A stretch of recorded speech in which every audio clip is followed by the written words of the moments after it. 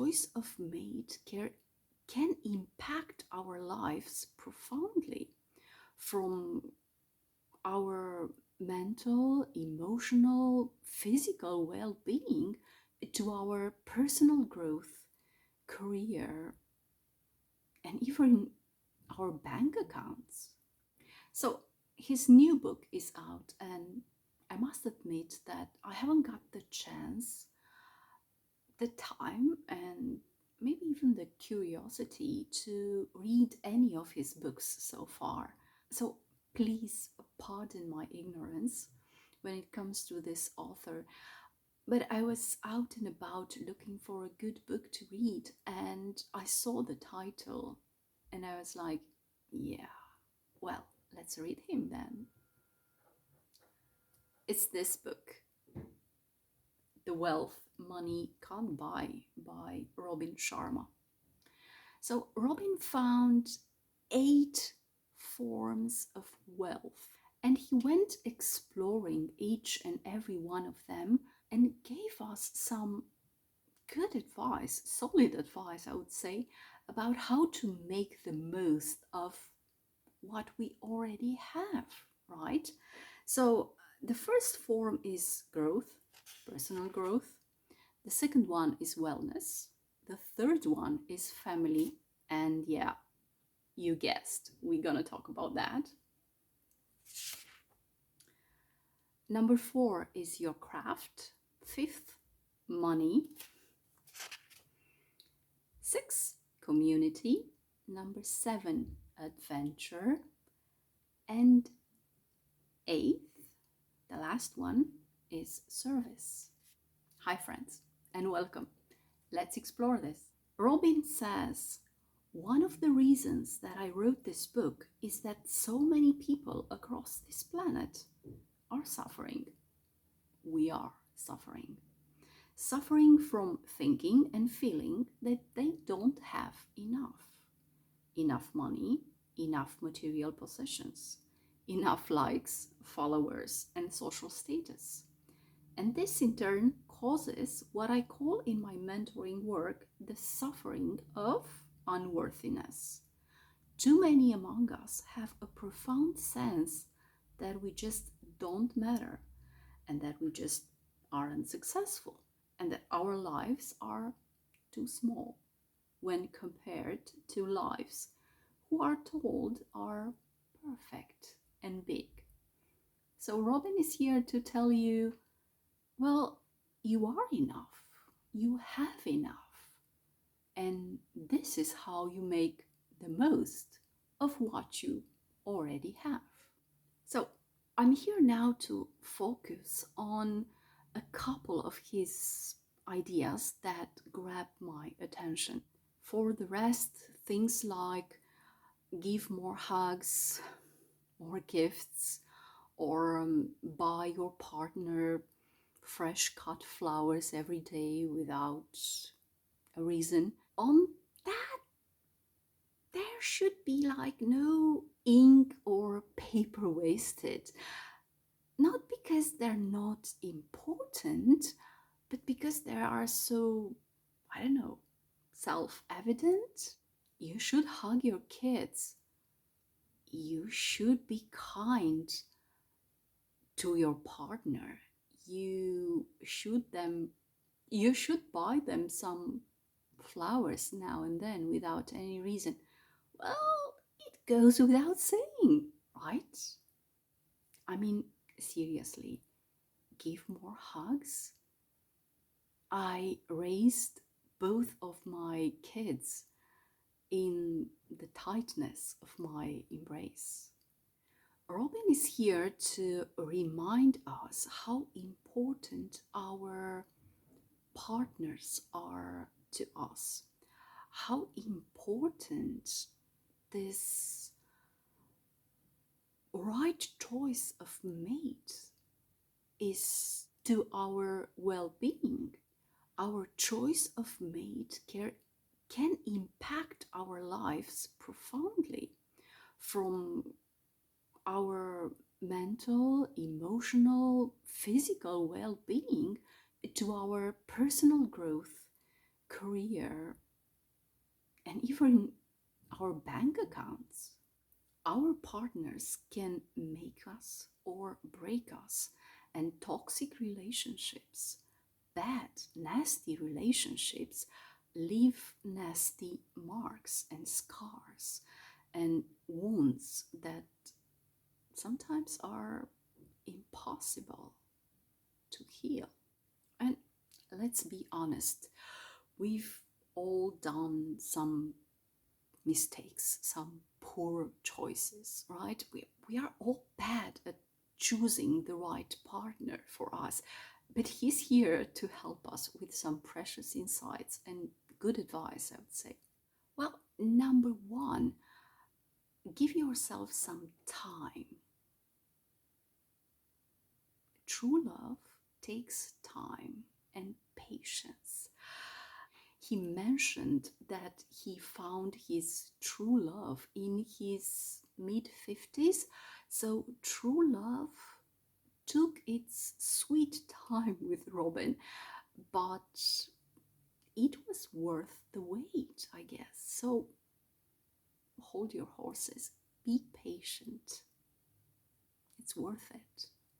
Number two, make sure that you are looking for a partner and not a project. Well, yeah, it's true, nobody is perfect, right? But if you are consciously turning a blind eye to all the red flags, to all those things that kind of scream at you,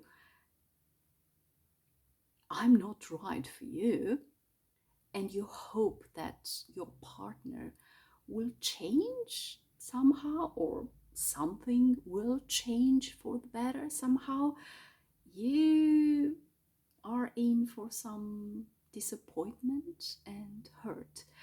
Because I've seen so many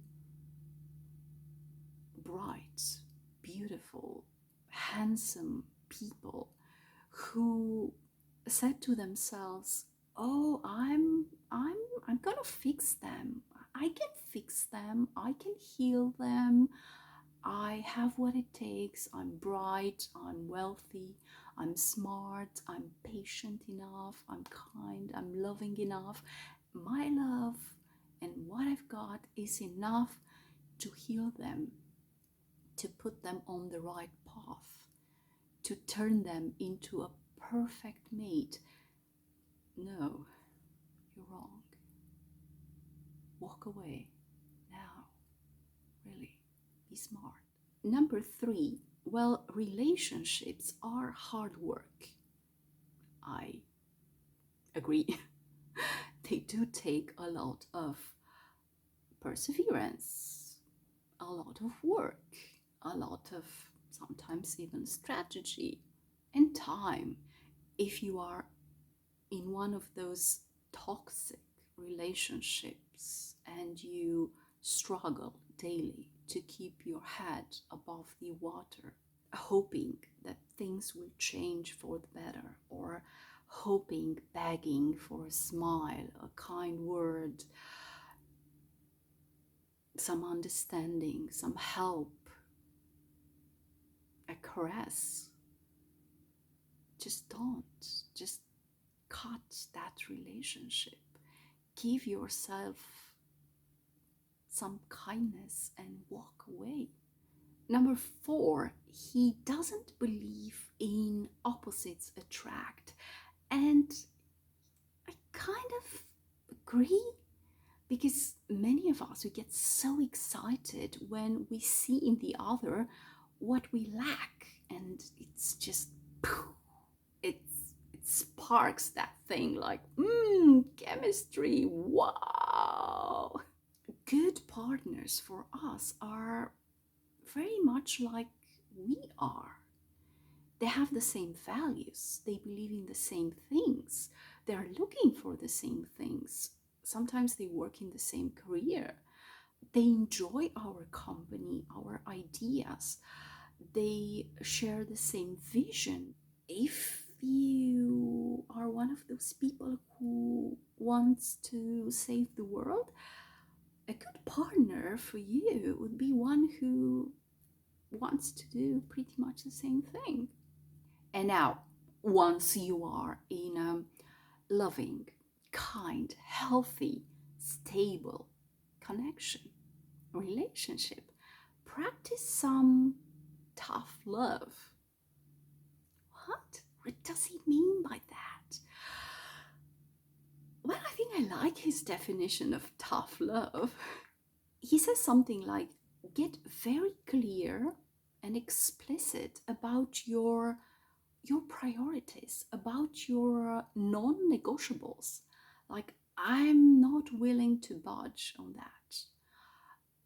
Those are my priorities, and I'm not truly ready to compromise on that. And he says, like, well, stick to it. Sometimes you have to defend your priorities at any cost. Yeah, don't become too, I don't know, too mellow, too complacent. Don't become desperate. Don't become a doormat. This doesn't mean that you aren't supposed to be kind or loving. Well, you are in a relationship. You are supposed to be kind and loving. But you're supposed to find a balance. And he says, the fine balance for you to master is this: be respectful yet assertive, be polite yet brave, be civil but candid, loving but self respecting. Deal? Because, yeah, we teach other people how to treat us, no matter the type of the relationship that you find yourself in.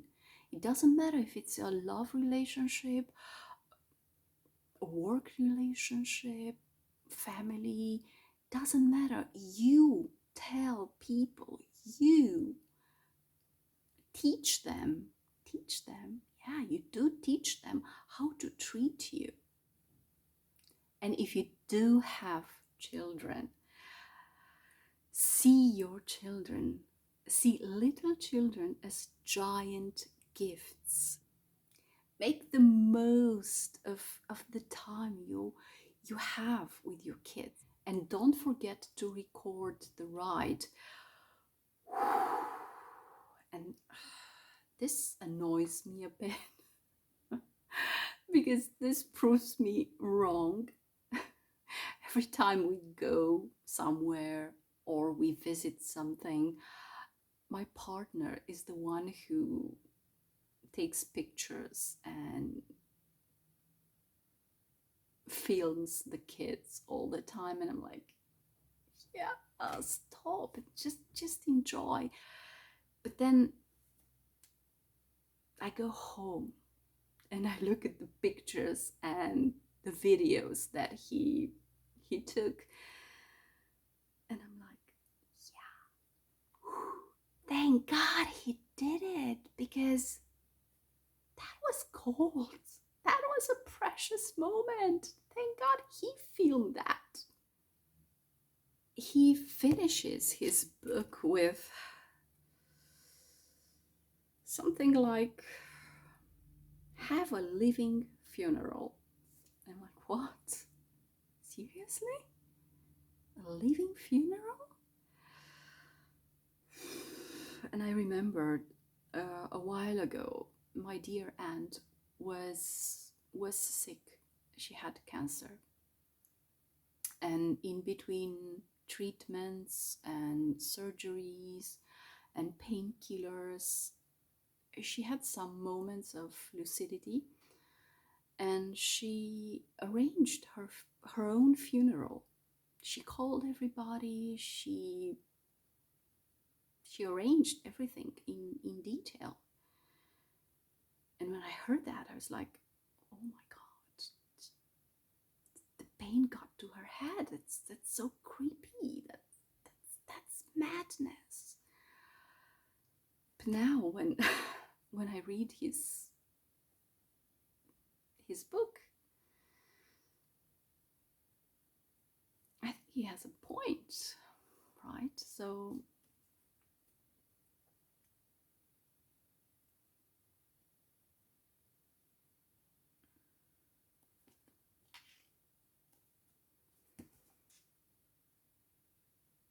life is, it's fragile, and it, it passes in a blink of an eye. So make the most of it, right? So now, go. Come here. Come here.